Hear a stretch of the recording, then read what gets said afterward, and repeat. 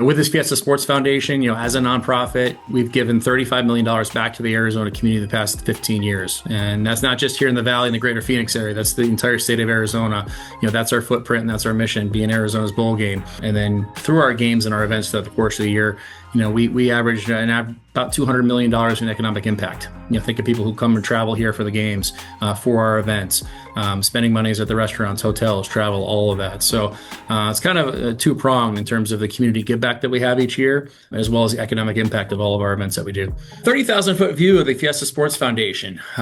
People may know us for the Fiesta Bowl and our Crown Jewel event. That's just one of the main events that we do throughout the course of the year. I would say almost every other month we have a major event going on here in Arizona. We have the Fiesta Bowl, Verbal Fiesta Bowl people are familiar with. We have the Rate Bowl, which is a Big 10, Big 12 matchup. It's the second game here we have in the Valley. We have golf tournaments, dinners, galas, luncheons, you name it. At the end of the day, we're a nonprofit. After our overhead's covered, everything goes back to the Arizona community. So, our main pillars are youth, sports, and education, and that's what we build our brand off of. And coincidentally, it's good timing for this because in the last 6 months, we more appropriately rebranded the Fiesta Sports Foundation as opposed to the Fiesta Bowl organization because we do so much more. I worked in baseball for most of my career with the Rays for about 16 years, and people always ask, what do you do in the off season?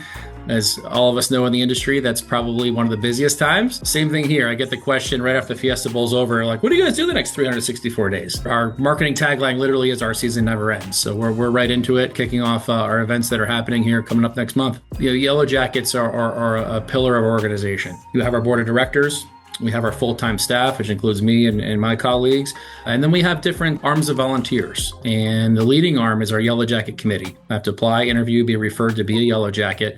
And they have fundraising commitments to remain an active YJ. So it's not just to raise funds and help out the foundation here to support our mission and support our cause, but it's to help us pull off everything that we do. One of our hallmarks is world-class hospitality. As you work your way up, in tenure, we'll stick to the game, for example. You could be liaison with ESPN. Whatever they need, they go to you. Or you could be assigned to we had Miami and Ole Miss here this past year for the college football playoff semifinal. You could be assigned to the Ole Miss band and cheer team. Whatever they need while they're here, you are there for them. And that trickles down to all of our events throughout the course of the year. We'll have a Yellow Jacket that may be a chair of a certain event, whether it's our golf tournament, our kickoff event, you name it.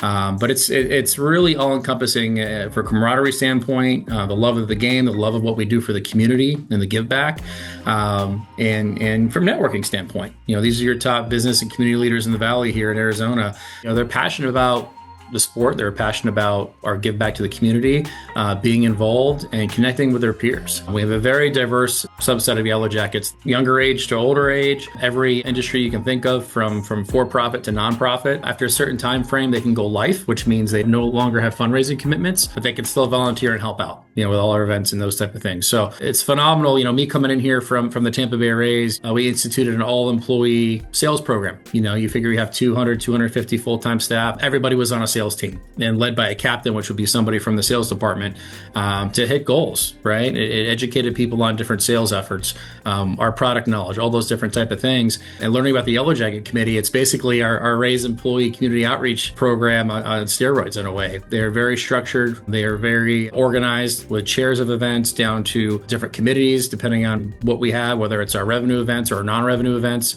that we put on.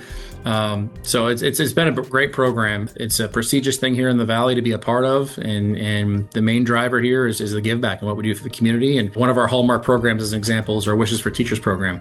We contribute $1.5 million to that each year. And what that gets translated into is in the form of $2,500 for over 500 teachers to grant their wish. As you know, no matter where you are across the country, teachers are paying for their own school supplies. And what we put together here in the state of Arizona is a complete lottery system. Teachers apply. If their wish is granted, completely at random, we give them $2,500 that they can use to fulfill their dream and their wish for their students. So our Yellow Jackets may have a relationship with a certain company or organization where their community pillars and aspects mirror ours or come close to ours. Maybe a passionate community effort for a company in the area, maybe towards education. This is a perfect fit. So it's important to partner on that. Palo Verde and SRP help sponsor our Wishes for Teachers program. You've been great partners for us over the years. As we all know, partnerships isn't just slapping your name on an outfield billboard anymore.